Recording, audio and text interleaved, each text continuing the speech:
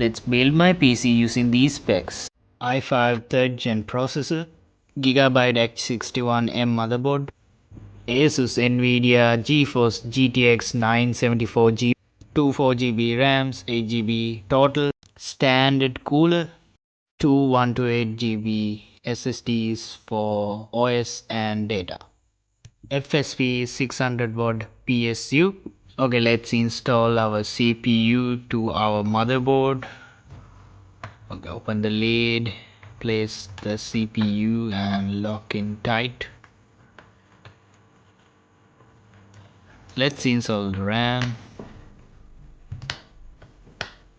and apply thermal paste a little bit, that's enough, and apply the cooler, tightening the screws, place the motherboard on the casing. Let's install the motherboard power, the graphic card, and done.